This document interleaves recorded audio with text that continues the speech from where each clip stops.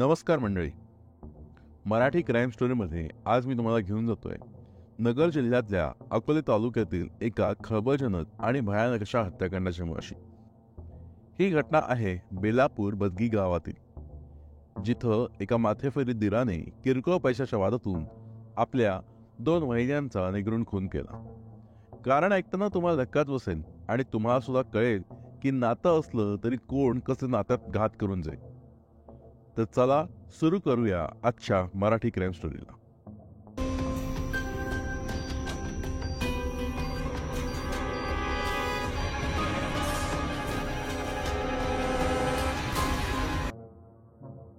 खरे गुन्हे गोष्टी रूपात समजण्यासाठी आमच्या यूट्यूब चॅनलला मराठी क्राईम स्टोरीला नक्की सबस्क्राईब करा आणि तुमच्या मित्रांना देखील शेअर करा.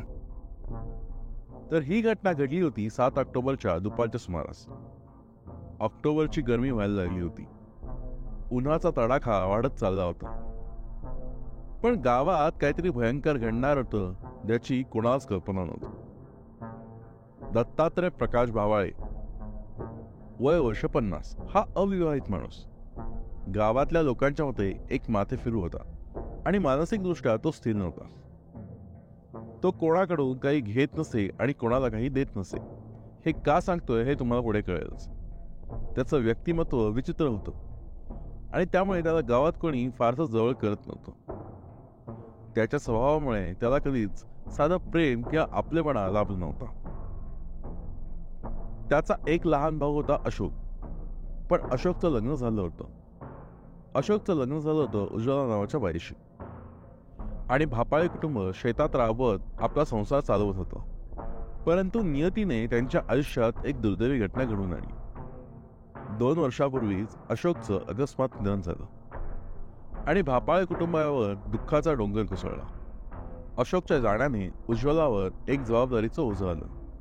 कारण तिला पदरी 2 मुलं होती आणि तिला तिच्या 2 लहान मुलांसह संसार तिला एकट्यानं चालवायचा होता.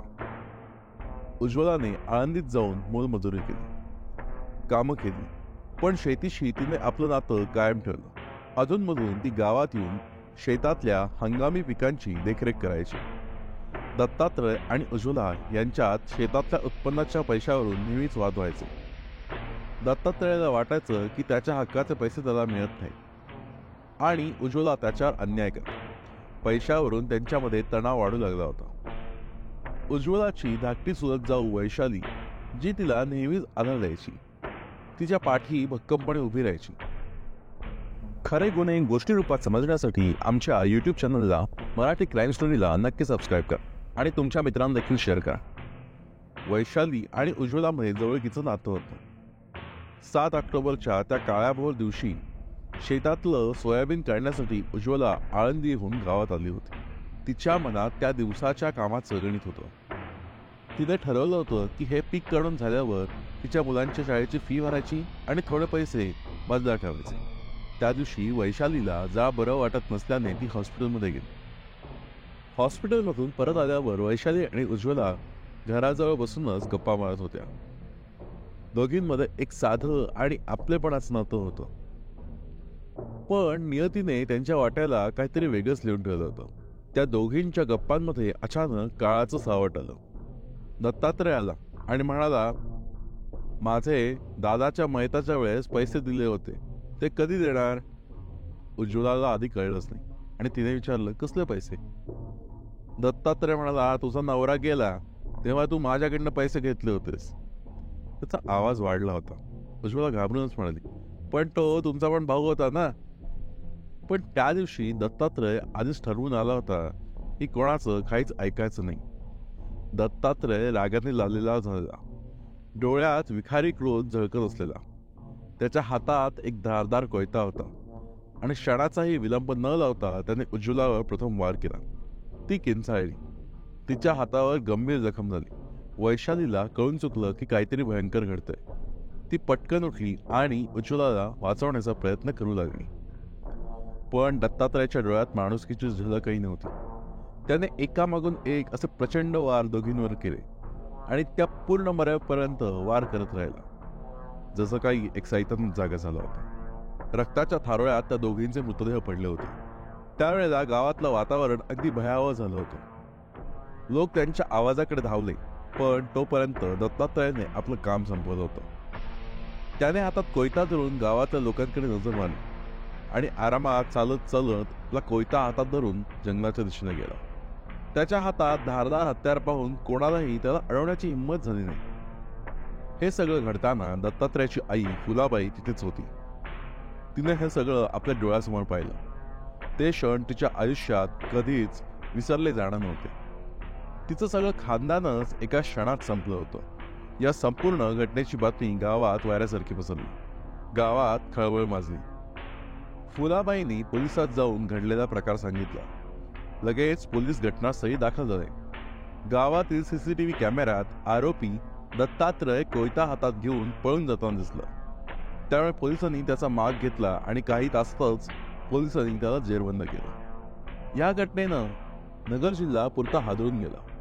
लोकांच्या मनात भीतीचं वातावरण पसरलं होतं. एका छोट्याशा कारणासाठी एवढं मोठं पाऊल उचलणारं विकृत मन कोणालाही समजणं तसं कठीणच होतं. या घटनेनंतर गावातल्या लोकांना एकच प्रश्न पडला: अशा विकृत विचारांचे लोक समाजात कसे निर्माण होत आहेत? वाढत्या गुन्हेगारीचं मूळ काय?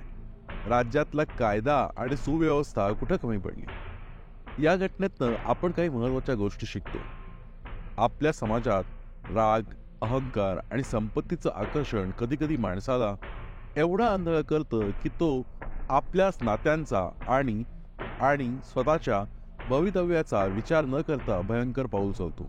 ही कहाणी एक उदाहरण आहे की किरकोळ कारणांमुळे ताणतणाव कसा प्रचंड मोठे वळण घेऊ शकतो. मनात असलेली नकारात्मकता आपल्यात साचलेला संताप कधी कोणत्या प्रकारे स्फोट करेल हे सांगणं अवघड असतं.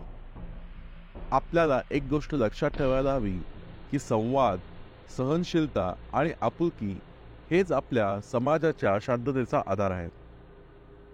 आजच्या कहाणीतनं एक गोष्ट नक्की शिकण्यासारखी आहे की पैशाच्या वादानं वादविवाद न वाढवता चर्चा करून तोडगा काढायला हवा. संताप आणि क्रोधावर नियंत्रण ठेवणं, संयमाने जगणं हेच माणूस म्हणून आपली खरी ओळख आहे. या घटनेतील आरोपीला काय शिक्षा मिळायला हवी?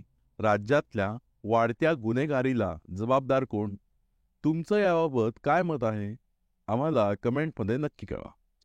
अशा थरारक आणि मन हेलावून टाकणाऱ्या गोष्टींना ऐकण्यासाठी मराठी क्राईम स्टोरी या आपल्या यूट्यूब चॅनलला सबस्क्राईब करा आणि पुढील कथांसाठी बेल आयकॉनवर क्लिक करायला विसरू नका. तोपर्यंत सुरक्षित राहा. भेटूया पुढील भागात नवीन स्टोरीसह. धन्यवाद.